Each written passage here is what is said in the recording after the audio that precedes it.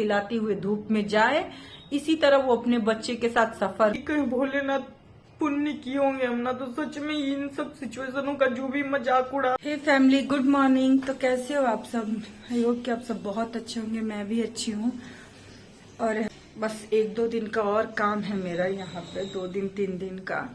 I hope कि उसके बाद मेरे को काम ना लगे, तो उसके बाद मैं रिटर्न चली जाऊंगी अपने मतलब घर पे। और यहाँ पे हम प्याज और शिमला मिर्च, लहसुन और मिर्च और सब रख लिए, धनिया पत्ती रख लिए। धनिया पत्ती लाए थे, सब सूख के इतनी सा बचा है। और टमाटर जल्दी से हम चावल फ्राई कर देंगे, क्योंकि मेरी बिटिया रानी को चावल फ्राई खाना है। तो और ये चावल को हम बना लिए हैं, इसी को ताजा ताजा फ्राई करेंगे हम। और उसको फ्राई करके हम लोग का नाश्ता हो जाएगा। दिन दोपहर में मैं देखूंगी। तो मुझे जब मैं खाना बनाती हूँ, मुझे गैस का इतना ज्यादा डर लगता है कि कब ये खत्म हो जाए। क्योंकि मेरी भाभी ने मुझे बताया था कि ये कढ़ाई आप सोच रहे हो कि गंदी नहीं है, गंदी नहीं है। उसको मैंने इसमें सब्जी बनाया था, तो सिर्फ उसको धोकर और मैं इसमें बना रही हूँ। तो इस तेल में मैं पहले से हल्का सा जीरा डाल दूंगी। तो इसमें मैंने हल्का सा जीरा और लौंग दोनों डाल दिया।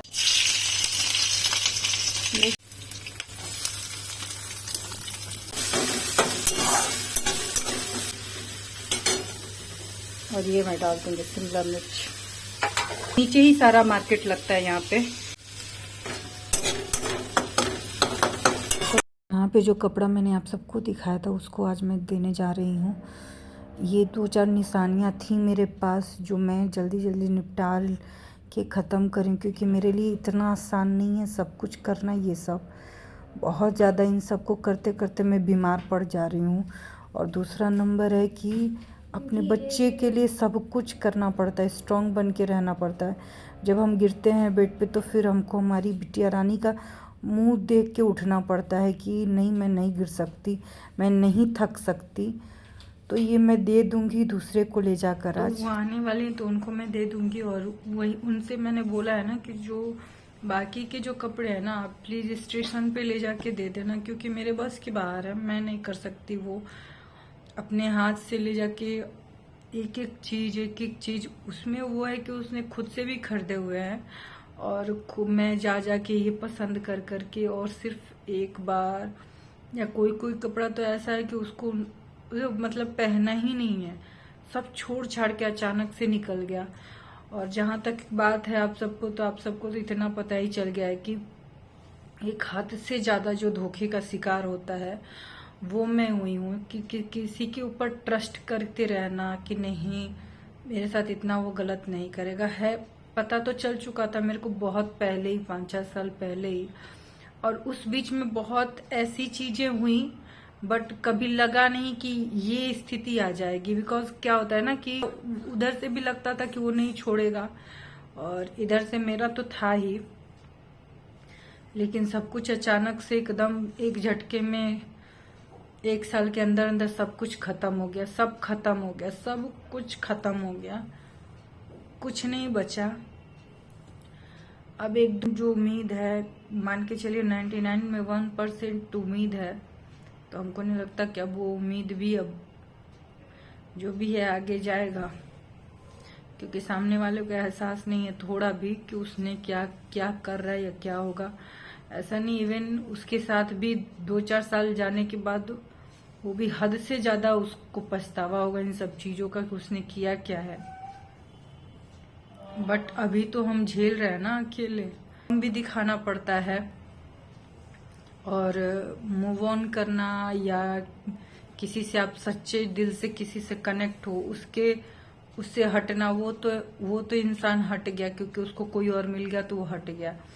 हम जैसे इमोशंस इंसान जिसके अंदर होता है ना, तो वो नहीं हट पाता। एक है तो एक है, नहीं है तो नहीं है।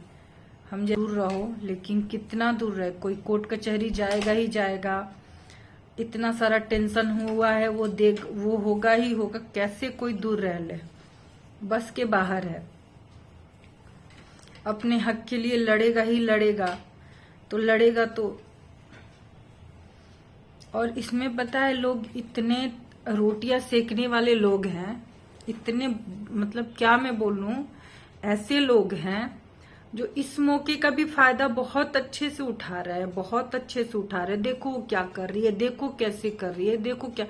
मैं बस यही विश करती हूँ भोलेनाथ उनके ऊपर भी ये दिन दिखाओ, प्लीज दिखाओ प्लीज। मैं सच में बोल रही हूँ कि दिल से मैं किसी को बद्दुआ नहीं देती, बट अब मैं दे रही हूँ कि प्लीज उनको भी वो दिन दिखाओ। वो भी ये चिलचिलाती हुई धूप में जो भी है रगड़ के छोटे बच्चे के साथ कोर्ट कचहरी का दरवाजा दौड़े और तिल तिल मतलब मरे, जैसे मैं मर रही हूँ, मैं तिल तिल कर रही हूँ।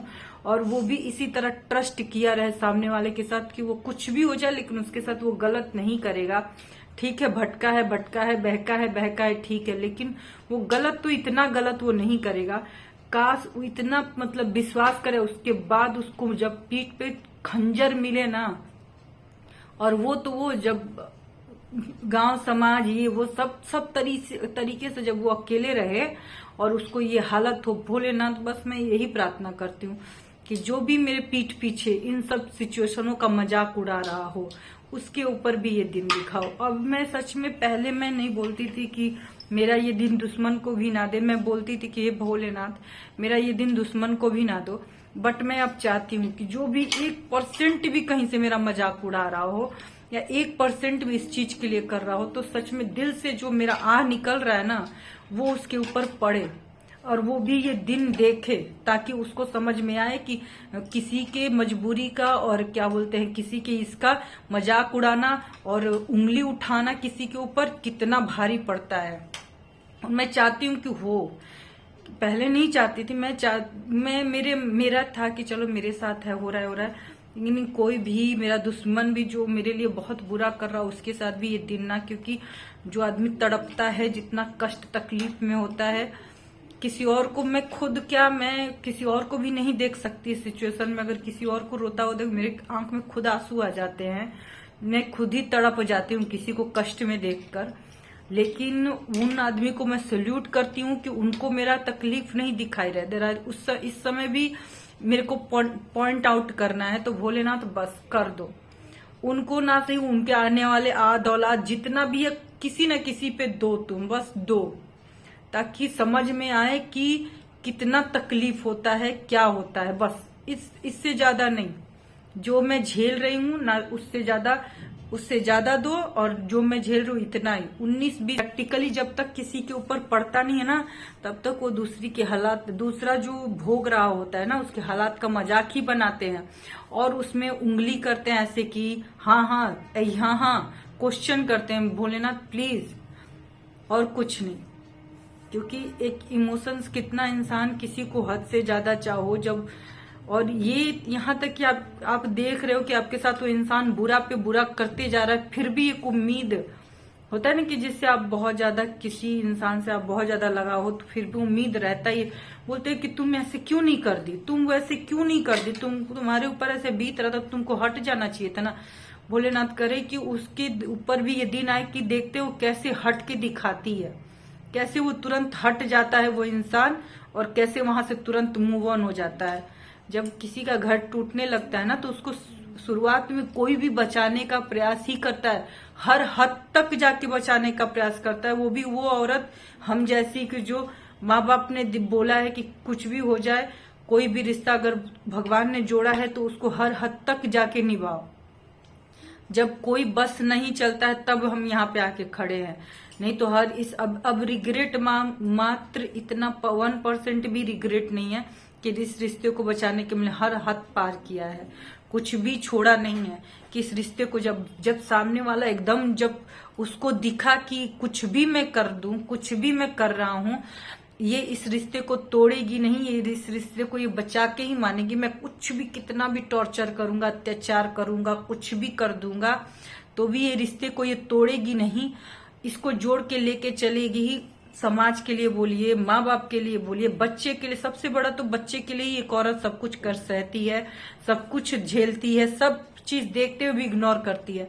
तो भोलेनाथ करे कि आपके ऊपर भी ये दिन पड़े, ताकि मैं भी आपसे क्वेश्चन करूं कि अरे तुरंत हट जाओ, क्या जरूरत है झेलने का, काम खत्म करो। भगवान करे भोलेनाथ ये दिन पड़े आपके ऊपर कि मैं भी ये बोल सकूं एक औरत जो होती है ना, अपने जब उसका बच्चा हो जाता है ना, तो उसका बच्चे का मुंह देखकर हर चीज झेलती है, हर चीज सहती है कि नहीं चलो किसी तरह से घर बच जाएगा, किसी तरह से, क्योंकि आज ये इंसान है, कल हो सकता है सुधर जाए, सुधर जाए, सुधर जाए, मैं क्यों तोड़ दूं। क्योंकि बार बार एक औरत होती है कि एक बार चांस, तो ये गर्लफ्रेंड बॉयफ्रेंड का रिश्ता नहीं है कि इंसान एक बार में शादी किया तो चलो एक बार धोखा दिया, दो बार दो तो हम उस रिश्ते को दे।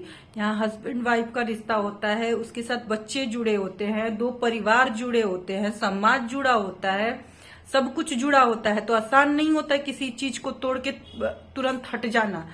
बहुत जल्दी लोग उंगली ऐसे करके उठा देते हैं, तो तुमको तो ऐसे कर देना चाहिए था, तुमको तो वो कर देना चाहिए था। और जब वही चीज हम कर दिए होते तो वही समाज, वही घर पर जो भी लोग जितने बोल रहे हैं वही उंगली उठाते कि तुमने तो देखा ही नहीं, तुमने तो बचाया ही नहीं रिश्ते को, तुमने तो यही नहीं किया। तो उंगली उठाने वाले किसी तरह से नहीं छोड़ेंगे। तो हे भोले बाबा, जो भी सिचुएशन का फायदा उठा रहे हो भगवान करे इसी तरह वो तिलतिलाती हुए धूप में जाए, इसी तरह वो अपने बच्चे के साथ सफर करे ताकि समझ में आए। और जो सिचुएशन मेरे ऊपर बीत रहा है, जो मैंने जितना शादी में जो भी इनके साथ झेला हुआ है, जो भी जितना झेला है, सब वो इंसान के ऊपर पड़े ताकि समझे, जो भी मेरे मजाक उड़ा रहा हो मेरे इस सिचुएशन का, ताकि झेले, समझे कि होता क्या है। हर चीज में किसी के ऊपर उंगली उठा देना। और मैं यहाँ खड़ी हूं ना, तो अपने माँ बाप की इज्जत के लिए, समाज का, घर परिवार का, तो यहाँ पे मैं खड़ी हूँ। किसी के अंदर दम है ना, तो इतना झेल के और उतनी करके और करके दिखा दे कि हाँ हम हैं इतने अच्छे। तब तो एक अगर कोई एक शब्द अगर बोल देता है तो आजकल कोई भी बर्दाश्त नहीं करता, तुरंत पलट के ये बोलना या कुछ भी करना। नहीं तो मैं इतना बर्दाश्त करके और उसके बाद भी अगर कोई बोलता है, दो शब्द बोलते, अरे ये तो ऐसे बोल रही है, ये तो ऐसे बोल रही है, तो भैया अब तो मुंह खुलेगा ही, अब बोलेंगे ही। और रही बात, तो जो भी उंगली कर रहा है, मैं तो बार बार बोलूंगी, जो भी उंगली कर रहा है ना इस सिचुएशन का, मेरा तो भोलेनाथ करे कि बहन या जो भी बेटी, जिस किसी की भी बहू, या मतलब जो भी फलाना ढिनकाना रिश्ते में हो, तो भोलेनाथ करे कि उनके ऊपर भी ये दिन पड़े ताकि वो इस चीज को समझे कि चिलचिलाती हुई धूप में दौड़ दौड़ के कोर्ट कचहरी में जाना, वकील करना, झेलना, और कोर्ट कचहरी में सबसे बड़ी बात है इन सब चीजों के लिए, जो जिससे आप दुनिया में सबसे ज्यादा प्यार किए हो, दुनिया में सबसे ज्यादा विश्वास किए हो उस इंसान के ऊपर, अब वो आपको ये दिन दिखाए ना, तब आता है समझ में कि क्या होता है। आप तो घर पे बैठ के उंगली उठा रहे हो ना मेरे ऊपर कि ऐसे कर रही है, वैसे कर रही है, ऐसे कर रही है। भगवान भोलेनाथ करे कि आपके ऊपर वो दिन पड़े। आप लोग जो मेरे पीठ पीछे मेरा मजाक उड़ा रहे हो ना, मेरे सिचुएशन का, मेरे इसका, तब आए समझ में कि होता क्या है तकलीफ और होता क्या है। जिसे आप इतना जी जान से प्यार करते हो, वो इंसान जब आपको धोखा देकर, धोखा तो धोखा, पीठ में खंजर भोंकना तो भोंकना, उसके बाद आपको ये दिन दिखाए, बच्चे के साथ बच्चे का भी मुंह ना देके, तब आपको आता है समझ में। वो इंसान 100 तरह का बीमारी आपको देके जाए कि रहते रहते हो आप लस्त हो जाते हो, कब बेड पर से गिर जाते हो, कब आपको होश नहीं रहता कि आपके अंदर इतना भी ताकत नहीं रहता कि उठ के आप कुछ भी करो धरो। तब आता है समझ में कि कैसे होता है सब कुछ, कितना सरवाइव करना मुश्किल होता है। और उसकी वजह से तो मैं तकलीफ में हूँ ही, जो उसने करके गया उसकी वजह से तो मैं दौड़ी। ये लोग जो है ना पीठ पीछे जो खंजर पे खंजर घोप रहे हैं, उन लोगों से तो मैं और तंग आ चुकी हूँ कि समझने की बजाय और लोग मेरे को पॉइंट आउट करते रहते हैं कि ये ऐसे, तो उसको ऐसे ऐसे।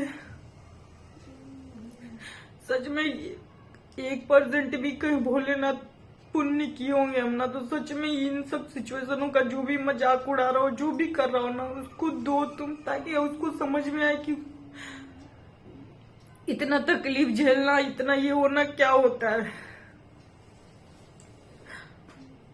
चलिए मिलते हैं हम थोड़ी देर के बाद, आप सबसे बात करते हैं। है थोड़ा सा भाग दौड़ का भी, कल भी जाना है कोर्ट में, परसों भी जाना है, क्योंकि इतना बड़ा गेम खेला है जिसकी वजह से मुझे दौड़ भाग करना पड़ रहा है बहुत ज्यादा। नहीं तो इतना दौड़ भाग नहीं करना पड़ता, वो बहुत ज्यादा गेम खेल दिया मेरे साथ।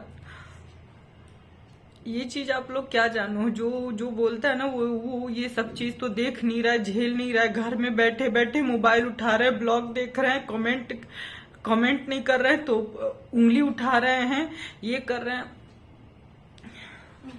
बस आशीर्वाद ले रहे हो ऊपर वाले का भी, और जिसके साथ कर रहे हो आशीर्वाद ले रहे हो आप सब। बस तो बस यही है। और चलिए मिलते हैं आप सबसे नेक्स्ट ब्लॉग में। मुझे नहीं लगता कि मैं ये ब्लॉग ज्यादा कैरी कर पाऊंगी क्योंकि मेरी तबीयत तब भी गड़ रहा है। तो इसी के साथ इस ब्लॉग को दी एंड करती हूँ। और प्लीज आप सब लाइक शेयर सब्सक्राइब करो और प्यार दो, सपोर्ट करो। आप सबके सपोर्ट से ही मैं आगे जाऊंगी। तब तक के लिए बाय बाय।